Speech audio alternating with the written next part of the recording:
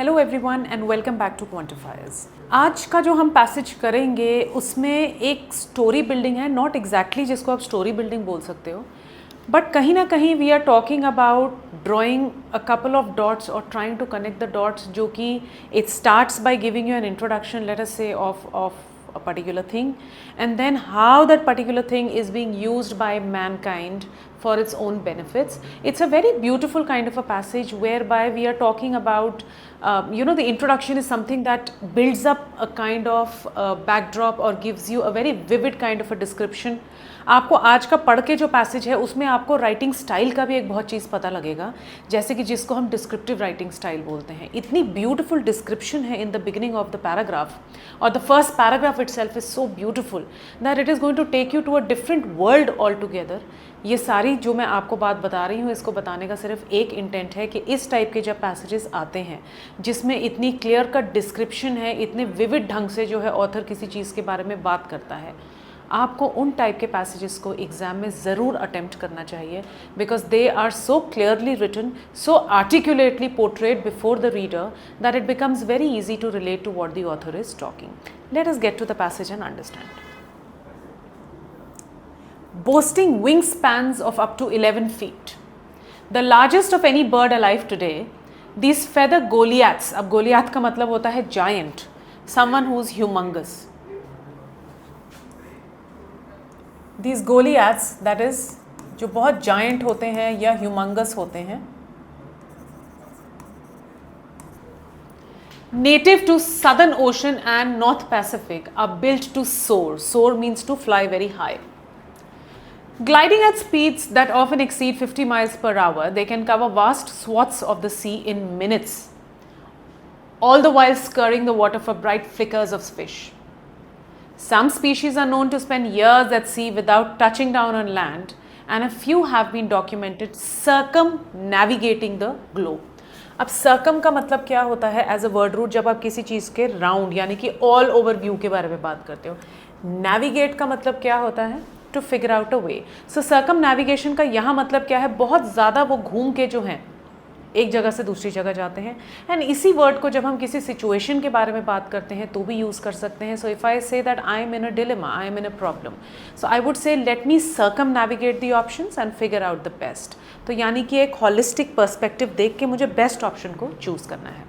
So in this first paragraph, look at how beautifully the author is trying to give us the description of this particular bird, which probably soars high at very great speed and barely touches the ground for years together.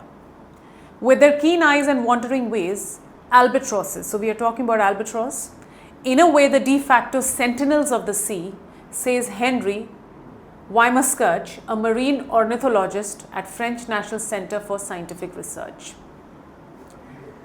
Weimarskirch is working to make that title a little more official by recruiting the seabirds to patrol the ocean for illegal fishing vessels.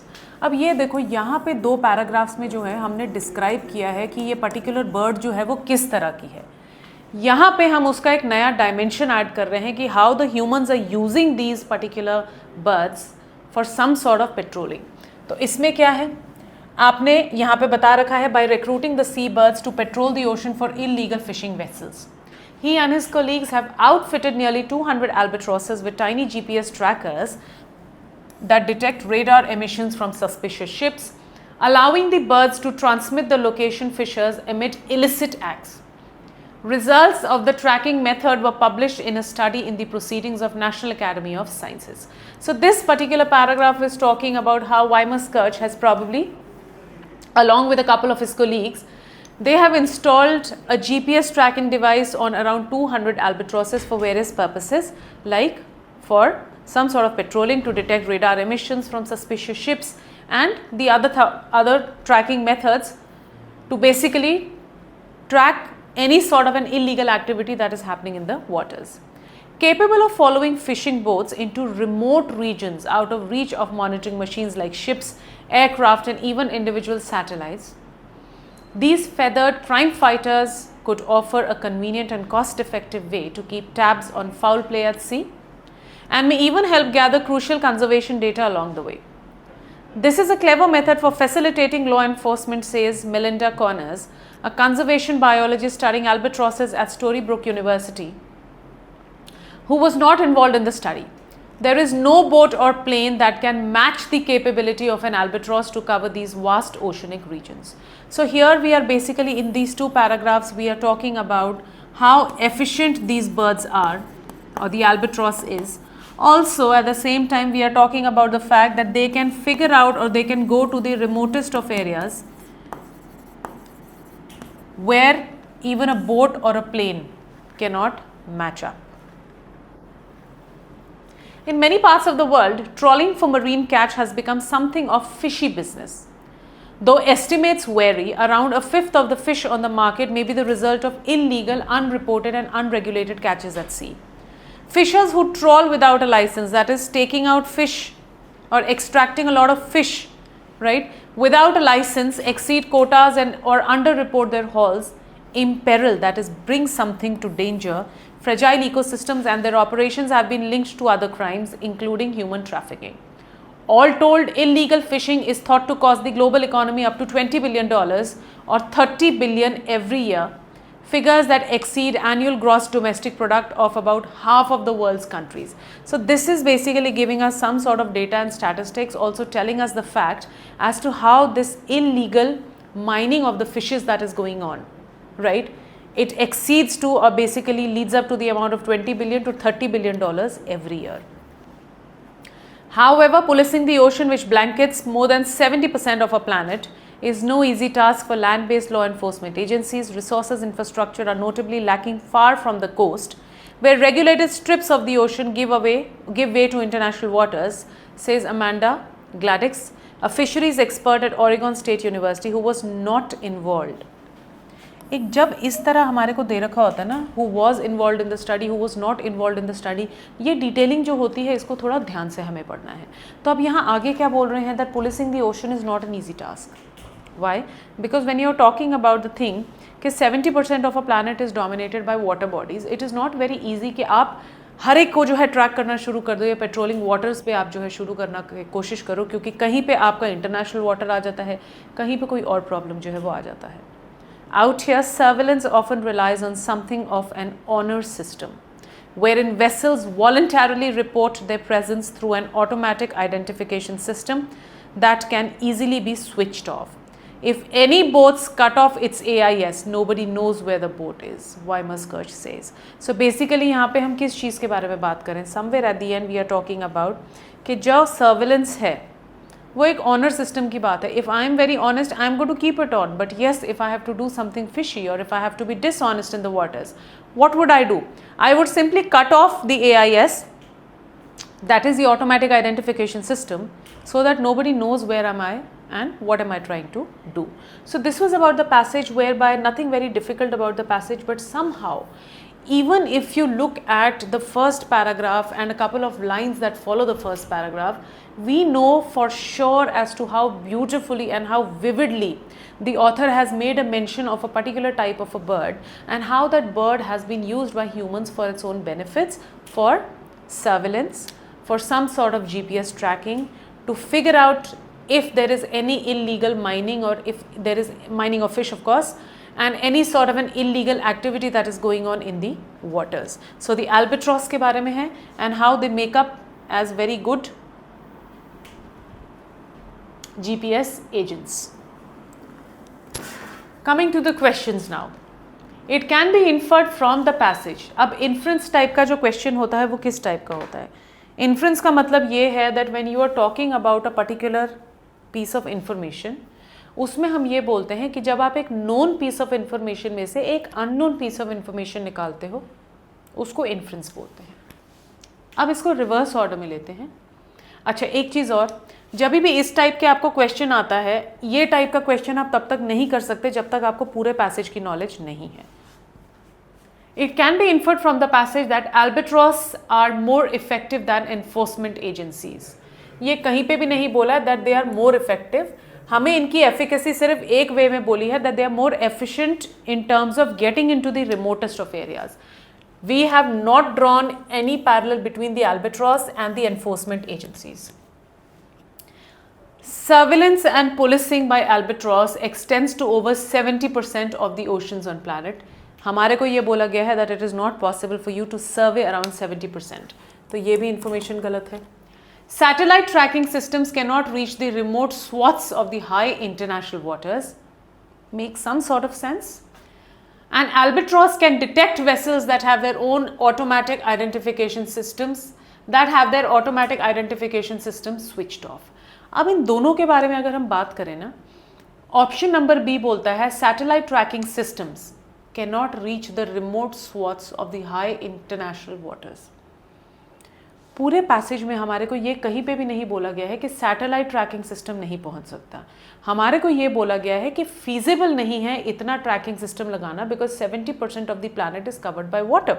If you come to the end, so however policing the ocean, and ocean को police कैसे करोगे आप?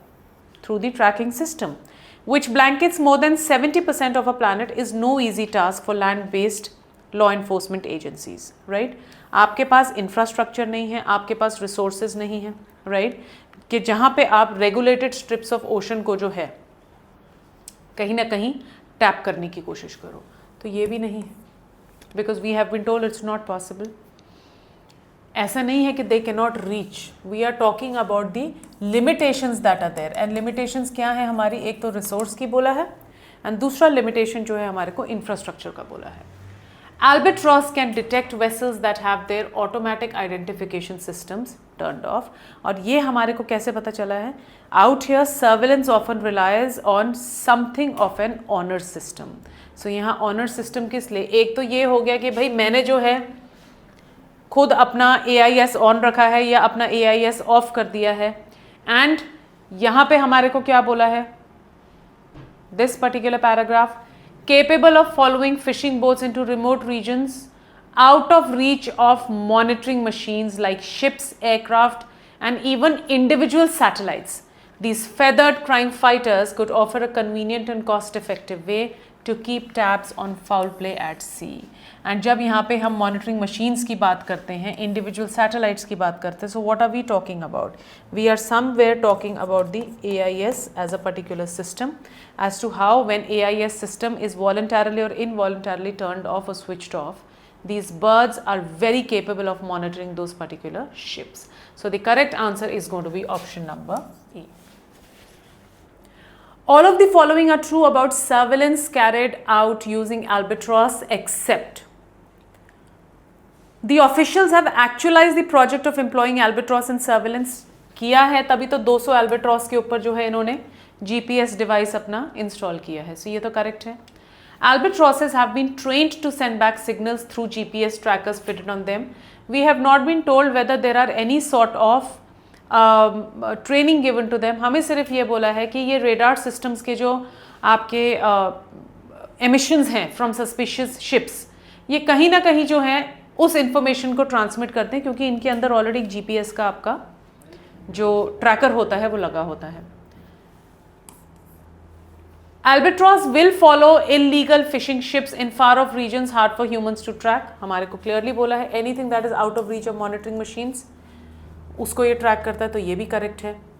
The use of albatross in surveillance is not a very expensive venture. ये भी बोला है it is something that is convenient and cost effective.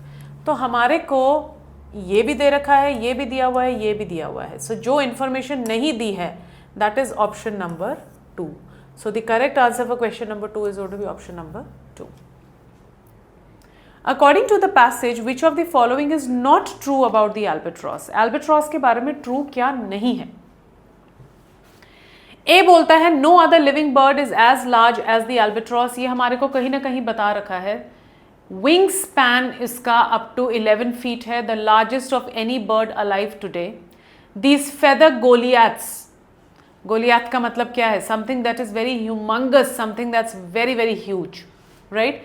So no other living bird is as large as the albatross. So ये कहीं ना कहीं partially correct है क्योंकि हम अगर विंग स्पैन के बारे में बात करें तो ऐसा तो हो नहीं सकता कि चिड़िया छोटी और उसका विंग स्पैन बहुत बड़ा हो. सो दैट मीन्स अगर विंग स्पैन बड़ा है तो बर्ड भी बड़ा है. Albatrosses are native to colder regions of the polar region. ये भी हम लोगों को दे रखा है that where are these particular birds? They are there native to southern ocean and north Pacific. are built to soar. Albatross can see a fishing boat from a distance of 50 miles. अब ये 50 miles वाला बात जो है हम लोगों को ये बोला है कि उनकी स्पीड जो है that often exceeds 50 miles per hour and not that they can detect a thing that is 50 miles away. Albatross fly long distances even around the world. We have been told in the passage कि ये कहीं ना कहीं circumnavigate करते हैं globe को. So that means they have flown long distances even around the world. So not true about the albatross is going to be option number C. Which of the following, if true, would most strongly invalidate Weimer-Schurt's project of recruiting albatross to patrol the ocean for illegal fishing vessels? अब इस चीज़ को करने के लिए जो है हमें सबसे पहले ये चीज़ समझना होगा कि इसका जो आपका इन्होंने जो अपनी वो दे रखी थी, लॉजिक दी थी, वो क्या थी? दे सेड दैट प्रॉबेबली जो एल्बेट्रॉस है बिकॉज उसका विंग स्पैन बहुत ज़्यादा है, बिकॉज ये पर्टिकुलर जो बर्ड है इट इज़ बिल्ट टू सोर, इसकी स्पीड बहुत ज़्यादा है and it barely touches the ground or barely touches the land, and also it has the potential to circumnavigate and reach out to the places where it is virtually impossible for the other satellites and for that matter the humans also to track down something.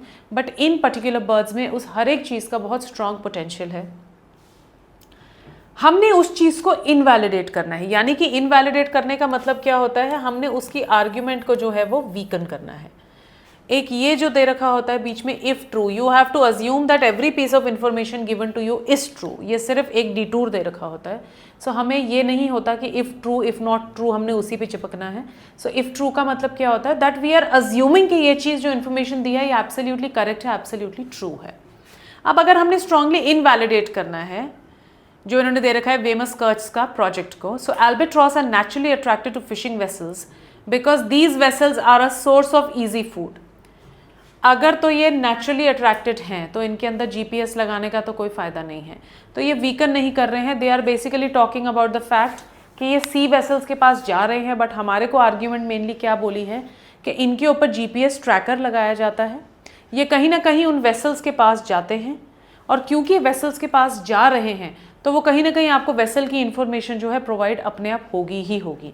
अब किस कारण की वजह से वो vessel पे जा रहा है या नहीं जा रहा है, that is totally out of scope. But अगर वो वेसल तक जा रहा है और अगर उसमें जीपीएस ट्रैकर लगा है तो वो हमारे को वेसल से सारी इन्फॉर्मेशन तो दे देगा. We'll be able to retrieve every piece of information. तो ये तो कहीं ना कहीं अगर ऐसा भी है तो ये एड ऑन कर रहा है टू द क्रेडिबिलिटी कि एल्बेट्रॉस एंड वेसल्स का जो है एक बहुत स्ट्रॉन्ग रिलेशनशिप है. Vessels constantly emit radar for the purpose of navigation and to avoid collisions with other marine bodies. Now imagine कि अगर एक albatross को GPS ट्रैकर उसके ऊपर लगा है, वो इस पर्टिकुलर वेसल के ऊपर बैठती है, अगर इसका रेडार जो है कहीं ना कहीं एमिट कर रहा है राइट सिग्नल्स को for the purpose of navigation, और उसके ऊपर अगर आपकी albatross बैठी जिसके पास GPS है, जिसके अंदर GPS ट्रैकर लगा हुआ है, तो आप उस शिप को ऑब्वियसली जो है ट्रैक कर पाओगे क्योंकि आपका ट्रैकर जो है उसके साथ है राइट. तो ये भी वीकन नहीं कर रहा है. The range of radar signals from vessels is not big enough to be picked up by the albatross unless they get close enough to the vessels. अब ये भी आपकी इंफॉर्मेशन जो है इनवैलिडेट नहीं कर रही है, ये भी स्ट्रेंथन कर रही है. स्ट्रेंथन क्यों कर रही है कि इन्होंने क्या बोला है, the range of the radar signals from vessels is not big enough to be picked up by albatross unless they get close enough. तो अगर वो वेसल के एकदम क्लोज इनफ आ ही गई और फिर वही बात आ गई है उसके अंदर अगर ट्रैकर लगा हुआ है तो कहीं ना कहीं वो रेडार से जो है मैसेजेस आपके पास भी पहुंचेंगे बिकॉज जीपीएस जो है ऑलरेडी वहाँ पे पहुंच गया है थ्रू द एल्बेट्रॉस जिसके अंदर हमने वो डिवाइस इंस्टॉल किया है. The devices attach to the plumage change the birds' natural routes and they tend to avoid long flights. This is going to weaken the whole of the argument. So the correct answer for this question is going to be option number 4 कि जो उसका wing span है अगर आप उसमें tracker लगा देते हो तो वो ट्रैकर की वजह से जो उसकी नई अपनी ओरिजिनल खुद की फ्लाइट है वो वे डाउन हो जाती है और वो लॉन्ग डिस्टेंसेस तक ज़्यादा जो है उड़ नहीं सकती. तो अगर वो लॉन्ग डिस्टेंसेस तक उड़ ही नहीं सकती तो उसका बेसिक एक पर्पस जिसके लिए एल्बाट्रॉस को रखा गया है कि वो बहुत दूर तक जो है उड़ती है एंड इट कैन सोर अप द हाइट्स, वो पूरा पर्पस जो है वो डिफीट हो जाता है. So again, coming back to the same thing as to why the GPS had been installed in these birds, it was primarily from the purpose of tracking and surveillance. But अगर वो GPS उनको fly ही नहीं करने दे रहा long distances को, so the whole purpose of installing a particular tracker is defeated. So the correct answer for question number 4 is going to be option number 4. According to the passage, which of the following statements is incorrect? इसमें से एक statement correct है, बाकी statements जो हैं आपके तीन statement correct है, एक स्टेटमेंट आपका इनकरेक्ट है. Albatrosses are fitted with GPS enabled devices that send back signals about criminal activities. Yes, they do. क्योंकि हम लोगों को क्लियरली बताया है पेट्रोलिंग के लिए क्यों इनको किया गया है, ताकि जो भी इलीगल आपकी फिश की माइनिंग चल रही है या जो भी आपका फिशी बिजनेस चल रहा है, unreported and unregulated catches at sea चल रहे हैं, वो सारी चीज़ें जो हैं इससे पता चले. Albatross hover around ships and identify the ones that are working illegally. The albatross does not have the potential to judge as to which fish is working legally, which ship is working legally, which ship is not working legally. उसका काम सिर्फ इतना है कि उसका tracker जो है वो इंफॉर्मेशन प्रोवाइड कर रहा है to humans, right. So GPS tracker के through you are able to track the particular ship जो कि लीगल वर्सेस इलीगल काम कर रही है, and it is not the discretion or the judgment of the albatross which is defining the same. So correct answer for this question is going to be option number B, option number 2. Ships involved in criminal activities remain unaware of albatross used in surveillance. Obviously they do remain unaware, तभी तो उनको पता नहीं है कि हमारी ship जो है ट्रैक हो रही है. अगर पता चल जाए तो ये पूरा एक्सपेरिमेंट जो है इसका कोई पर्पस ही नहीं है. The GPS enabled devices fitted on albatrosses can track the radar emissions. Yes, they can. So the correct answer for question number 5 is going to be option number B. Now this passage was not very difficult. It was a very decent and a very easy kind of a passage. But the beauty of this passage was कि इसमें जो description थी वो बहुत ज़्यादा clear cut थी and बहुत easily understandable थी. तो next time आपको कोई भी passage ऐसा मिलता है जहाँ पे author ने इतनी clearly आपको description दे रखी है, तो आप उससे राइटिंग स्टाइल को भी आइडेंटिफाई कर सकते हैं and at the same time आपको ये भी पता चलता है कि इस टाइप के पैसेजेस जो है उनको डील कैसे करना है. मेरी रिकमेंडेशन स्ट्रांगली रहेगी कि अगर आपको कोई पैसेज ऐसा मिलता है जो कि एक विजुअल आपको या एक सेंसरी या visual kind of an explanation आपको दे रहा है किसी चीज़ के लिए, तो उसको एक बार ज़रूर ट्राई करना है. क्यों? क्योंकि आपके आगे विजुअली जो है एक इम्प्रिंट उस चीज़ का बन जाता है, एक मैपिंग हो जाती है, and then you can easily relate to what the author is talking about. It's like a movie in front of your eyes, right? And based on those pictures, on those snapshots of the movie, you can actually figure out as to which is going to be the correct answer, right? I'll see you again with another interesting reading comprehension. Till then, thank you.